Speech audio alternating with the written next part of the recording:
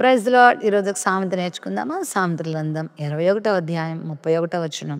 యుద్ధ దినమునకు గుర్రములను ఆయత్తపరచుటకొద్దు, కానీ రక్షణ యెహోవా ఆధీనము. యుద్ధమునకు ఏమవసరం? గుర్రములు, రథములు, కత్తులు, మరి దానికి సంబంధించిన యుద్ధ పరికరాలన్నీ అవసరం కదా.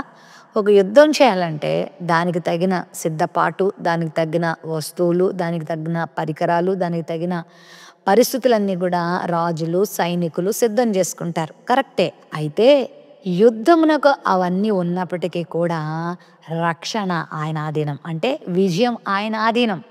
ఆయన విజయం ఇవ్వకపోతే, ఆయన రక్షించకపోతే, ఆయన కాపాడకపోతే మన దగ్గర ఎంత సామాగ్రి ఉన్నా, మనకెంత బలం ఉన్నా, మనకెంత సైన్యం ఉన్నా, మనకి ఎన్ని గుర్రాలున్నా, రథాలున్నా, ఎంత చాకచక్యం ఉన్నా, ఎంత పరాక్రమం ఉన్నా వ్యర్థమే. కాబట్టి యుద్ధానికి గుర్రములను, రథములను సిద్ధపరచుకో, కానీ దేవుని మీద ఆధారపడటం చాలా ముఖ్యం.